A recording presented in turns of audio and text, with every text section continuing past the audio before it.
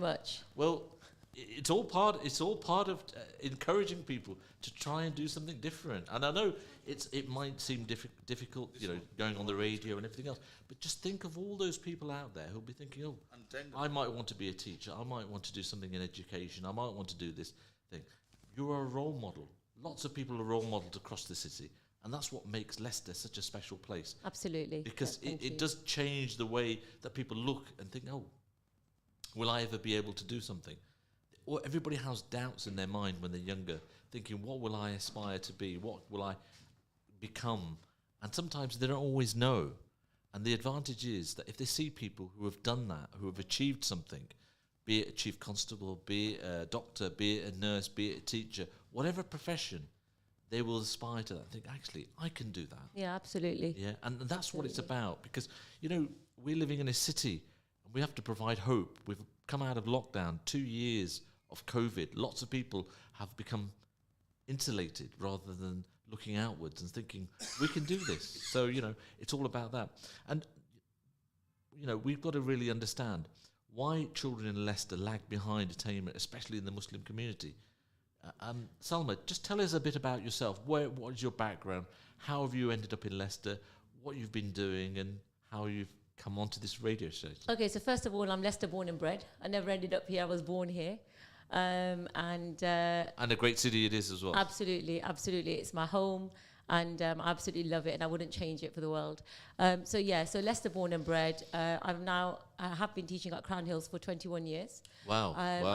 You need a medal for that in itself, don't you? Well, I've not even finished yet. I was a student there too. So some would say it's a bit of an insular life. However, I would say that actually I feel very privileged to have been able to give back to the school, the very school that I feel has had a big part in helping me to be where I am today. And that's exactly why so many people make Leicester a special place. Absolutely. Yeah. Because, it's all about giving back to the community that we're part of. We grew up in these streets.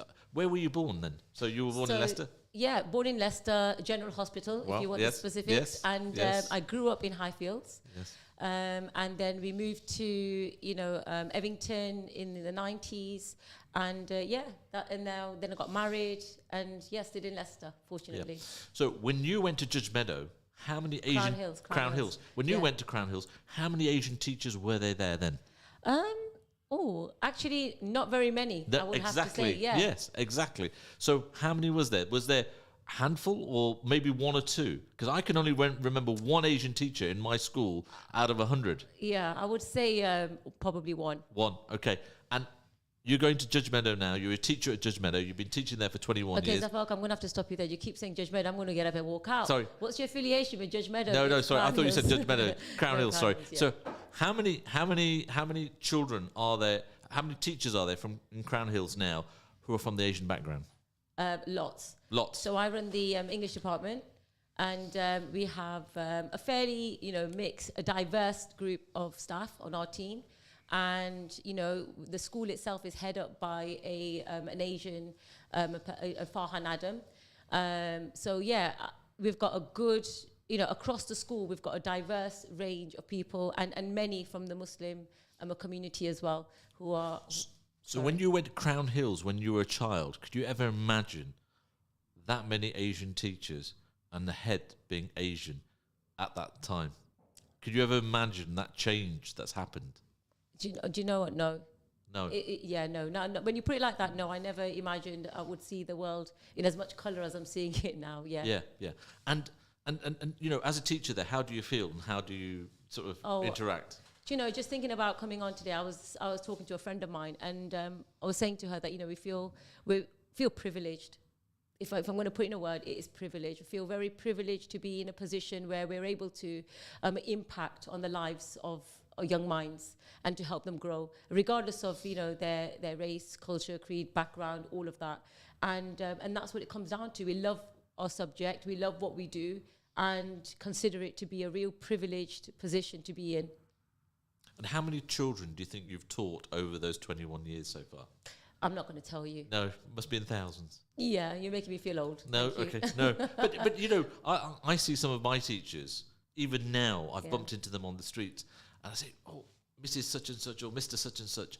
and you still hold them in high regard. Yeah. And that is a huge, unique thing It's about teaching, isn't it? It's so humbling. It is really humbling when you see. I remember one of my highlights actually was when I was taking the children somewhere, as you do, taxiing them around everywhere.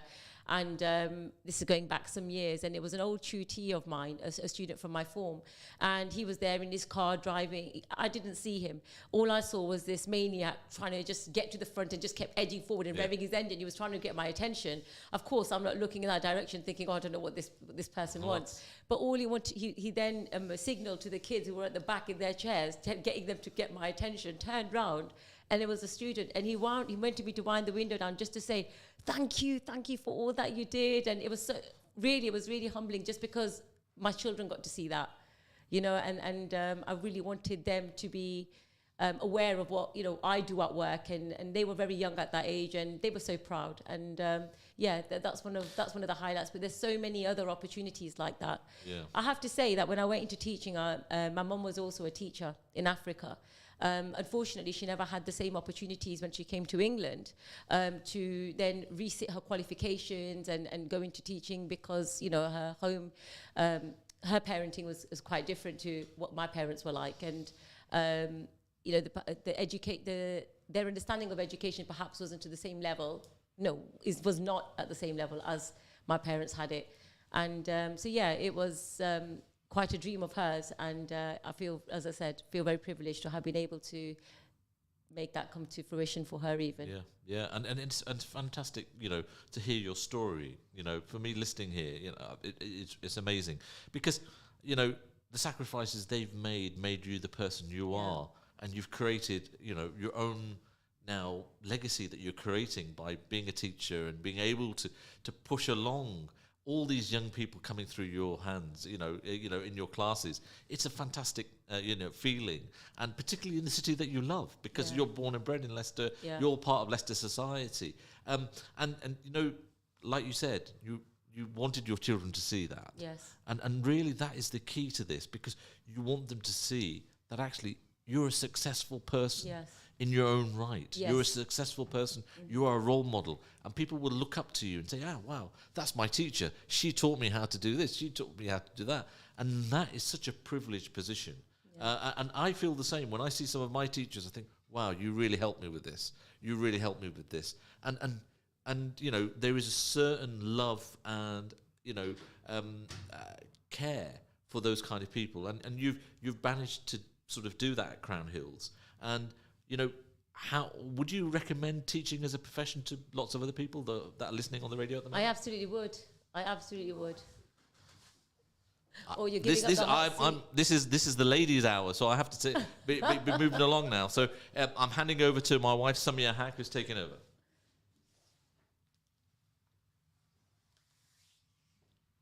Thank you. Thank you very much for that smooth transition. I think you should join us still. You can't escape. You can. I'll do as I'm told. Like any good husband should do. Absolutely. So just going back to your question, Zaf, I'm not advocating that everybody needs to become a teacher. You said earlier on that that in your own right you can be a role model, and I think that's what it comes down to. I'm sure I can say to both of you that, as you're walking down the street, or you're seeing your children are also seeing people coming up to you speaking, they get to see you giving advice, helping others in your way. And that's inspirational for them, and that's what we want to do. As parents, all we want to do is to be able to help our children see how they can make a success in their lives, no matter what they choose to do in life. Yeah, and that is the crucial point, I think. Everybody needs to realise is it doesn't matter what field you do, but make a difference. Yes. Make a difference in people's lives. Yeah. I remember speaking to the first superintendent of police here in Leicestershire, going back some 25 years ago, and he was the most highly ranked Asian officer in the country at the time. And I said to him, if it hadn't been policing, what would you have done? He said, well, I would have swept the roads or whatever it might be, but I would have excelled to the level of getting somewhere. And it's about whatever job you do, try and get to the top of that sort of profession of what you want to do, and make sure that it inspires other people and you do something back for the community. And I think in Leicester, we're so lucky that we've got so many people who give back to the community. Definitely agree. Thank you very much. I better introduce myself. So I'm Samia again. Good evening and assalamu alaikum to all our listeners. We've got Sister Salma, and thank you very much, Sister Salma. Again, I've got to do my introductions. I know you probably had that with him.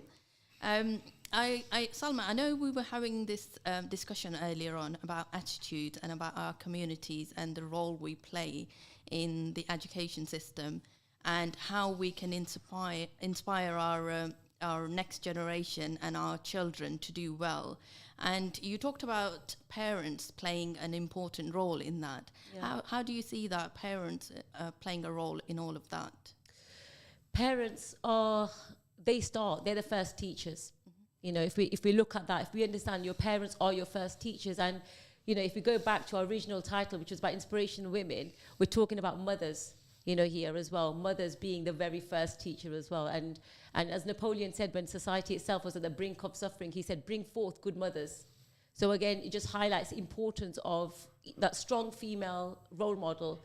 And so going back to the importance of raising your children with a strong mindset, I think, and that comes from just being good role models. You know, it's not about you, there's no magic wand. You've got to be there for them. You've got to provide for them, all of those things. We are living in a society right now where I feel quite passionately about this, where I feel as if the word entitlement, I think, is what really sums everything up. You know, we've come from the pandemic and it's all about, what are we going to do to address this gap? What are we going to do to fix this? Yeah, got a comment? We've got a message coming in from Yousef. Sister Salma, mashallah, I'm so glad Crown has improved. The school are lucky to have you. Sadly, my children who went there had a bad experience in the early 2000s. By the way, miss you in the scouts as well. Oh, it's so lovely to hear from you, Yousef. Thank you so much for the support, and you know, I'm sorry for your experiences. But it's an interesting point, actually, that lots of probably children have suffered in the past. Yeah. Because there hasn't been the people and the influx of the Asian teachers and the mixture, you know, the diversity of teachers, and that is gradually changing for the better. Hopefully that will carry on. I don't know, I agree. I mean, you're saying that it's because there hasn't been the Asian teachers in the school where perhaps our students... No, it's a mixture of teachers. I mean, diverse teachers generally. It's the diversity element. Is the strength, isn't it? Absolutely, yeah. Yes, you do need diversity, because otherwise... I mean, it's a bit like how they're talking about changing the curriculum right now, isn't it? The history curriculum. You know, they need to make it more diverse, because otherwise, you know, you can't, our children don't recognize themselves in it. So I suppose it's the same in school. If all you're seeing is a sea of white faces, then how are you ever going to step up to be in those positions? And that's why we need that diversity, and we needed it, and it's moved in that direction. Yeah. But just going back to that comment that Yousef made about his own children, you know, not having done well. Now, good friend, great parents, I know. And sometimes children, even though they've come from really good families, they're struggling at school. And what we need to do is we need to understand that there are no quick fixes.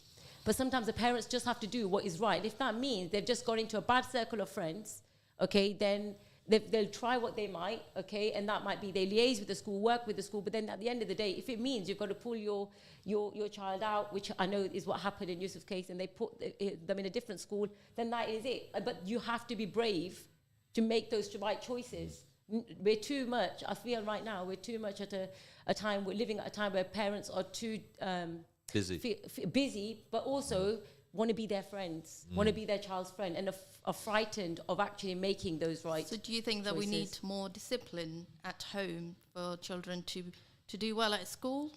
Or is it the system? Is our system failing our kids? Two separate questions there. In terms of the discipline, I think discipline is key. Yes. I was having a conversation yesterday with my brother, and we were just talking about, you know, how do we make sure that our children, we get them through the teenage years? because I find them the most challenging, if I'm honest. I know people say to me that, oh, you're ready to move up in the progression and, and progress into something different, so on. But I find actually you want to be there more for the teenagers. That's a conscious decision I've made as a parent, because obviously the way our, family life works and where my husband works and so on. So I find that filling their timetables with making sure that they've got things to do, discipline in terms of their activities, discipline in terms of they've got their madrasa commitments, discipline in terms of what we're doing as a family at family times, as opposed to they come home, they've just got madrasa and the rest of the time is their own. I think there is a real danger there. I had that, fair enough, that kind of freedom when I was growing up as a child, as I'm sure you both may have done. But we never had the gadgets. We never had the world of the internet at our fingertips. And that is a danger zone.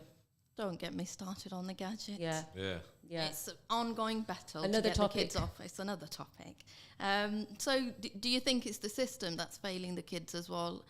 Do we have the right things in place, right facilities, right help in place to deal with? Going from school to school, I think it really varies. I feel confident about the system I'm involved in. I feel as if we've put the measures in place that we need to support our children to achieve success. And, that in itself is, the results are evident of the progress of the school is evident in that we're moving in the right direction. I think it really depends on each individual school. And the system as a whole, as in, the exam system and all of that, that is a separate entity on its own again. And I think there is a lot of pressure. There is a lot of pressure on our students. What is expected of them is a lot more than, again, when I was going through the education system or you were going through the education and so on.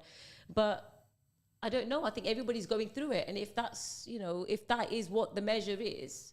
Do you think that children coming from deprived backgrounds are at a disadvantage because their starting off point is lower than somebody who comes from a privileged background? And does that have an effect on their attainment? Yes, it does. Yes, it does. It does have an effect on their entertainment, but there are, again, measures in place. And I'm sure this would be the same for all schools. There are systems in place to try and support those students who start off with low starting point. But it's about knowing how to access those services. And that's perhaps where our parents might fall short. It's about making sure that the quality of those services is there as well within the schools. So again, that's what I mean when I talk about the variances from school to school. So yeah, that's where, there are systems in place. I'm going to give those numbers out. Brothers and sisters, you are listening to Radio Ramadan on 87.7 FM, and our studio line is 0116 482 2086, or you can get in touch with us on WhatsApp or text us on 0774 885555. Now I'm going to bring Mr. Hack in. Mr. Hack, Salma talked about upbringing and parenting. How do you see the family role, and in particular dad's role in bringing up children, and how do you discipline your children? I normally leave it to my wife, actually. No, it is a really important question. What I would say is that, look, parenting has changed, certainly from when I was growing up with my mum and dad, and parenting now. And one of the things that I think that's really important is actually having a link with your children and being able to do things with them, like the cycling or the going sledging or whatever it might be, playing football. And actually that is important, as well as the sort of social activities with them. But also is important, just as important, is taking them to the museums, taking them to the parks, taking them to different locations, because that's the kind of thing that will actually help the child learn that lots of things. Capital. So do you see the dads playing more of an active role in bringing up children? I mean, certainly my father, when I grew up with, it was more my mother who looked after the children, and my father was busy working. But that's changed now. I actually, for me, there is an enjoyment actually of looking after your children, and there is an enjoyment in actually taking them out and doing things. But there's also an enjoyment actually, putting some food in front of them, or taking them, taking them shopping for their school kits, or dropping them off to school, or doing the chores that aren't really always that nice. So it is different types of parenting that have changed over the ages. And I think more importantly is spending time with your children, because time is very short in life. And, you know, to spend those times taking them out to different events and doing different things with them is what they're going to remember. And I think society has become a bit more social media driven and driven by individualism, and that is something that we've got to try and change back to getting to family life a little and bit. Salma, do you see the same thing when you see parents at school, dads taking more of an active role in getting involved within the family network? I don't know, to be honest. I wouldn't know in terms of. I'm not sure if there is enough going on, because it really depends on the kind of jobs that they're in.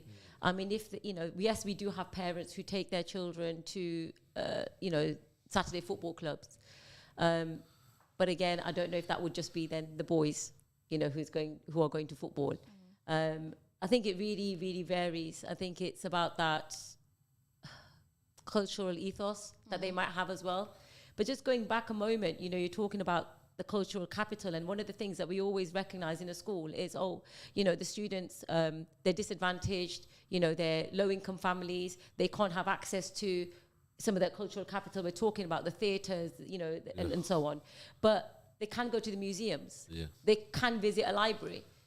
But so there are resources available. There are resources available. I feel that there are resources available, but they can access, and again, I may be shot down for saying this, but people are happy to go out to dessert parlours. People are happy to go out feasting, and that is a real bugbear of mine. We just have to look down Evington Road and see not that I've got anything against Jaivala, but shop after shop after shop. But you see, that's the whole point, isn't it? You've got to spend a little bit of money to try and do that. When we were growing up, our parents never had the money, but we used to go to the museums. I visited Newark Museum many times, Newark houses, as children, because it was free. And we thought, right, okay, let's just go and have a look. And the parks. And the parks, yeah. So we used all those facilities. Now that you have got the disposable income to a degree, like you said, instead of going out for a meal, make a choice and go to London, take them to a museum, take them to a theatre, take them to somewhere else. Just do something different. Lots of people are, but we need to encourage more people to do that. Definitely. Because we'll always lag behind as a community on our cultural issues. Yes. Yeah? When I'm looking at a quiz on TV or whatever it might be, and the music question comes up or a theatre question comes up, I will never get it because I haven't been there. So I've not done those things. And you can tell there's a difference. There is that divide. But we need to break down that divide. And that divide is broken down by us actually getting out and doing different things. Yeah. This is Salma. I'm going to move on to my next question, which is that do you feel the current way of educating children fully prepares them for the 21st century, for the job market that is out there? Are we equipping our children, to be competitive enough to be in the market to go for those jobs, or are they going out there not fully prepared? We have lots of students who come back and actually talk about their jobs that they have taken on. So we've had students come back in and they've gone into positions of, they've gone into engineering, they've gone to become teachers. We've had pilots come in. So we use them to come in and deliver assemblies to our year 11 students. So we have had a number of successes. We've had students that go on to Oxford, Cambridge, and so that's really, we see some positive outcomes as a result of their pathways through the school. I think in terms of are they prepared for 21st century, I don't know if we are as teachers or if we are as adults. We don't know what this next wave, the world is moving so fast. Okay, technology is advancing like, oof. So we don't know what the next lot of jobs is going to look like within the next, 10 years, yet alone the next 3 years and so on. So I think it's, I always encourage students to say, do what you enjoy doing most, because then it will never feel like work. You spend a lot of time, in work. So just go into the field, the subject that you enjoy learning about. and make that your career destination. I think it makes all the difference, doesn't it? That if Yeah. you love your job, if you love what you do, you will put your 100% effort into it. Absolutely. And you will work hard at it. And that makes all the difference. So There's a message coming in. Yousef sent another message. I think schools need strong leadership, starting from the head, and inspirational and caring teachers who understand their children's needs. I think also that it's difficult with the big class sizes, but parents have a role in taking interest in their children's education, both parents. Yeah, definitely agree with that. absolutely agree with that 100%. So Salma, in your experience, Can I, sorry, just thought, just again, as an aside, just processing what Yousef was saying there about the class sizes. I mean, we talk about some of our Asian students. Well, some of our students, they don't have the same privileges, or, parents are not in the position where they can put their children in the smaller class size schools. And, if you're looking at, the differences with the students that come out from those schools, okay, then, where you've got the fee-paying schools, okay, compared to the state schools, there is going to be, that gap. And I think that in itself, just having the smaller class sizes is one of those greater factors. So I think that's worth, just considering. I think that will lead on to my next question, which is, can one approach work in one place, and one approach that works in one place, can it work in another place? So do we have kind of uniform approach all across the whole of the city? I'm not sure about that. I would say that really if you're building a community school, you've got to take on board, the needs of the community you're serving. So an approach that works in, let's say, a school in Oadby, okay, although that's a little bit more diverse than it used to be. That was going to be my leading question, because some of the schools in the county are very successful and very sort of like top-rated schools, and they become very overpopulated. And whereas some schools in the city or even in the county, the ratings are not so good. So parents are reluctant, and sometimes parents will drive for over an hour to get their children to a school that they think is sort of like performing at the very top level. So why do we get those discrepancies? Is that because the same approach doesn't work in all of them? Different school work with different systems? I think we have mainly the schools have to be allocated based on the catchment area anyway. So that kind of removes the barriers of just students going to the schools that they want to choose, because it's based on the catchment. And I think the catchment does dictate, I think, the type of students you've got. If you are living in an area where you've got expensive houses, that means you've got affluent parents, and therefore the schools are going to be full of students where they know that their parents are coming from a backgrounds where they're in professional jobs. What I find quite surprising is that you'll often find that these fee-paying schools, again, I might be shooting myself in the foot here, but these fee-paying schools, I think they can rest a little bit on their laurels, knowing that their parents are quite happy to invest in their children and having extra tuition to supplement their education that they're already paying for. Whereas in the state schools, there isn't that. You've got teachers who are teaching the larger class sizes, okay, and they're serving the community where the parents are working, probably, not always, but probably not in professional jobs, or certainly not in the same, they don't have the same type of disposable income as those in the other areas I've talked about. And they're working different hours and shifts, and they can't provide the same. But those children, their needs, I'm going to refer to, the Crown Hills, because obviously that's my experience in the school I'm at. We offer tutoring to our students. So that is without the parents having to pay for it.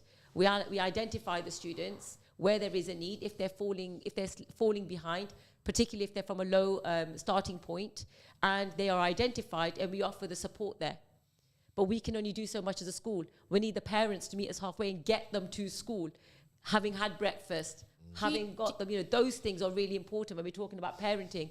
Number of our parents, okay, again, in our community, and I don't even just think it's in our community, I think that's just parenting. Yeah, generally. Not checking that their kids are having a breakfast. Do you think the parents are actually aware of what help is available out there, what support their children can get from schools and colleges?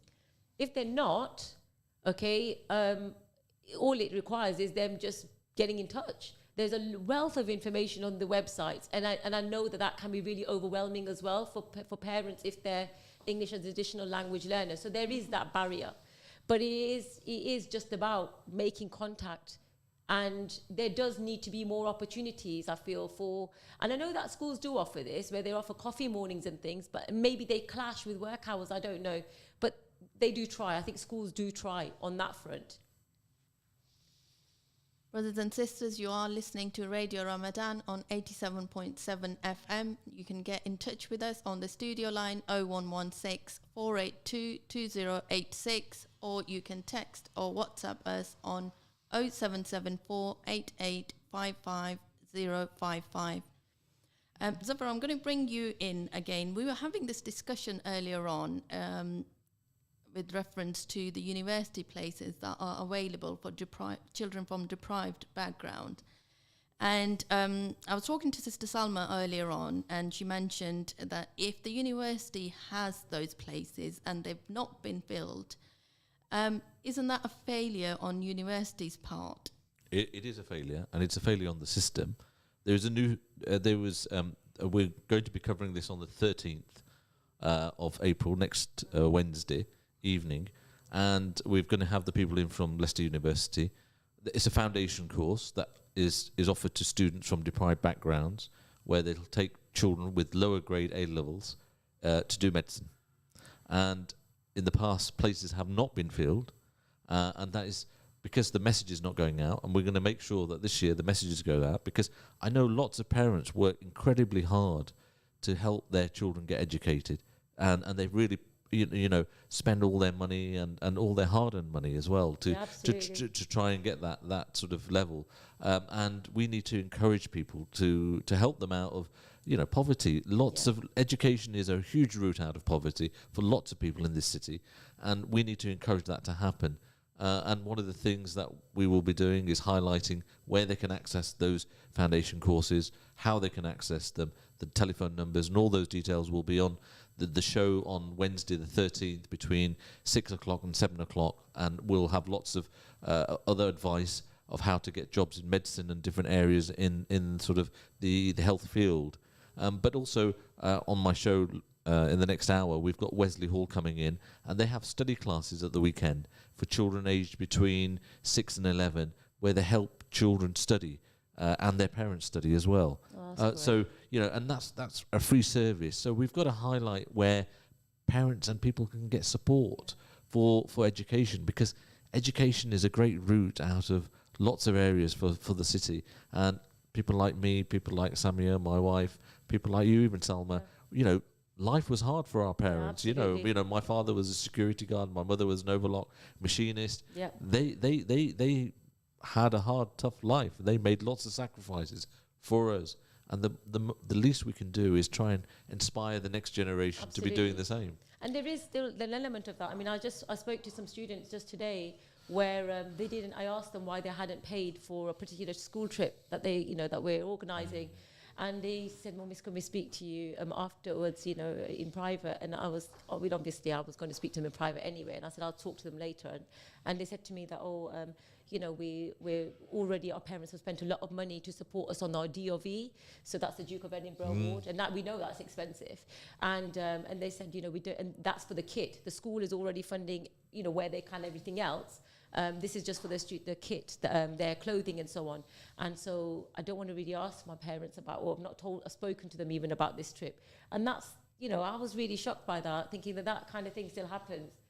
It does happen. It does happen. And it's sad to hear it as well. Yeah, it is. So obviously we're going to be looking into that and supporting them. So as a school, in school by school situations, we do have on the letters as well that, and again, that's the same for all schools, that if you need some support, please access the Hardship Fund, just let us know. So it's there, but it's about parents perhaps, that sense of shame, embarrassment, maybe not contacting the school, not reading the letters, who knows. But it's also interesting, Salma, the point that you said, that the child said, "I don't want to ask my parents." Yeah. Because they know the circumstances. Yeah, they know the circumstances. Yet they know that the parents will say, no, we'll do whatever we need to for their education.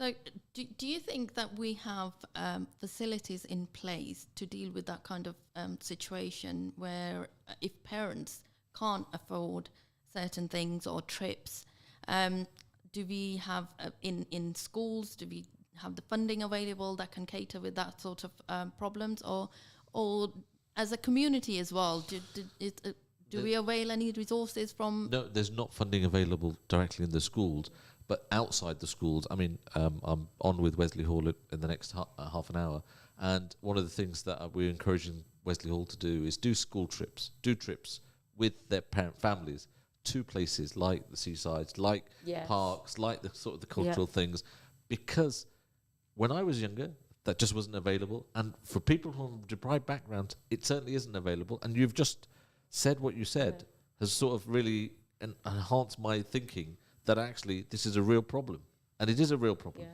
I was working with the School Development Support Agency through them with the Pakistani Youth Community Association on Al House Street about 10 years ago. And we organised trips to the seaside, and it was for that same sort of thing. We've got a question, Sister Salma. It says, why does learning about music and theatre benefit a child's deen? How does it make them better Muslims? Oh dear. Is that just because it's Ramzan we're being asked that question, do you think? Go on, I Samia. suppose- No, actually, to be honest, I Just use that as an example. I think that our Deen says that we need to know about everything, not that we don't need to know about everything. And whether we we're not pop stars, we're not asking people to go and join a group, but what we are saying that people should know about what's going on in the environment, in the cities, in society. If they're going along to a play where it's the pantomimes and things like that, that's part of life growing up, and that's part of their social element. Yeah, it's pursuit of knowledge, isn't it? It's pursuit of knowledge. It's pursuit of knowledge, and we're not saying that students, or we're not saying our students who study music and theatre and so on in our school, we're not saying that they need to enjoy the subject. We're not saying that any subject. All it is about equipping them with the knowledge so that they are aware of what is out there, so they're not walking around blindly. Okay. It's not just that. I think we have to be open-minded about learning as well. And living in this society, living in this country, I think we have to take all the opportunities to learn things, learn different cultures, learn different values. And if we become a closed-minded community, I think we only disadvantaging our next generations, because we're not taking all those opportunities to progress. Yeah, and you can't be a role model to somebody else of your faith, to somebody who is non-Muslim, okay, if you're going to come across as ignorant, and that's it, and just sort of very sort of staunchly fundamentalist in that respect, that oh no, I can't listen to music, I can't do this, it's against my religion. You're going to come across as somebody.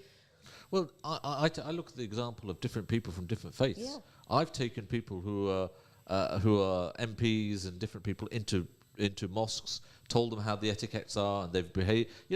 These are the kind of things. I mean, if you look at Prince Charles, he's a strong believer in lots of things in Islam, and he it means you have to have a broad sense and general knowledge. And I think by not participating in certain reasonable activities is a loss rather than a plus.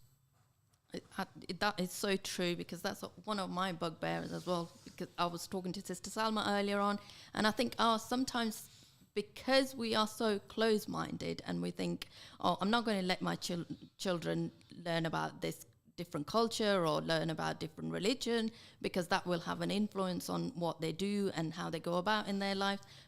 Sometimes it's good for them to learn for themselves, so they can make a decision, an informed decision. And when we restrict our children, we restrict them from developing. Absolutely. And what happens as a community, that then we lag behind.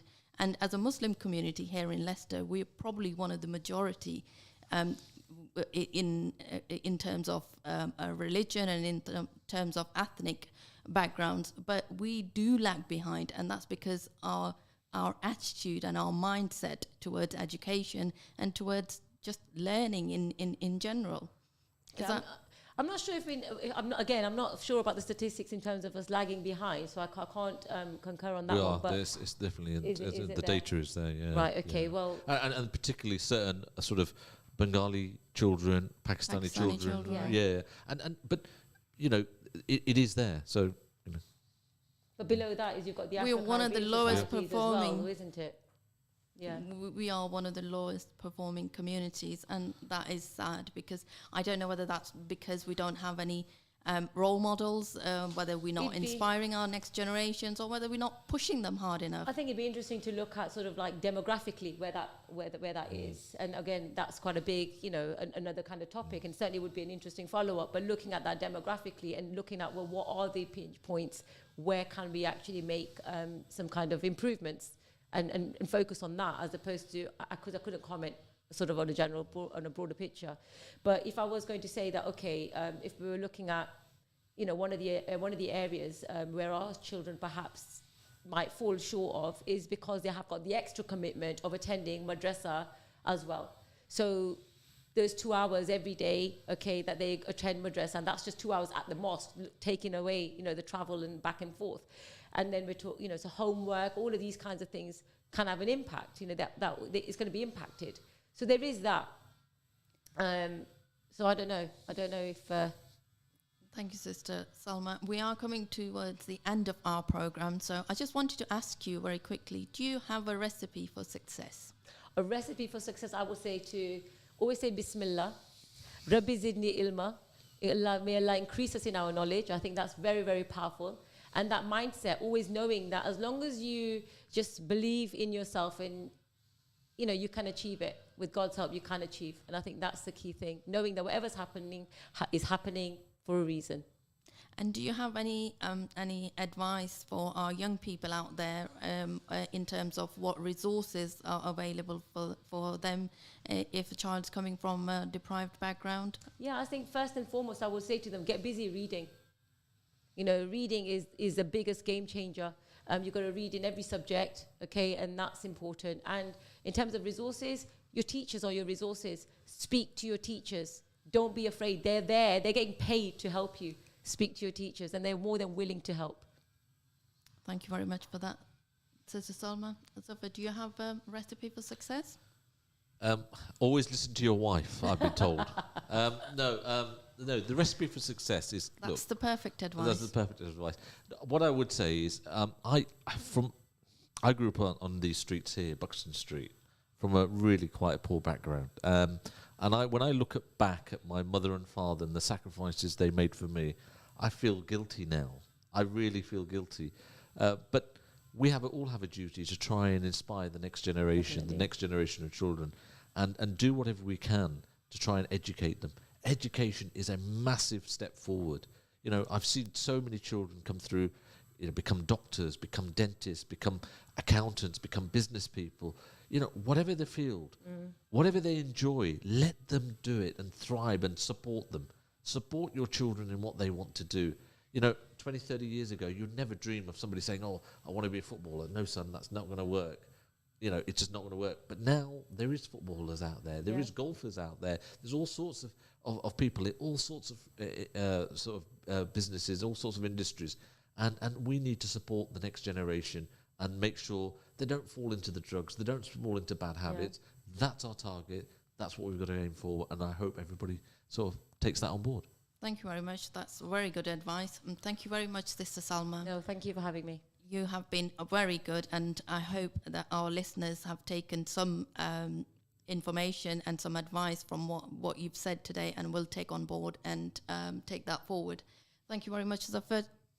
Thank you for filling in for Zara. I hope our show is coming to an end. I hope the listeners enjoyed it. Keep listening to Radio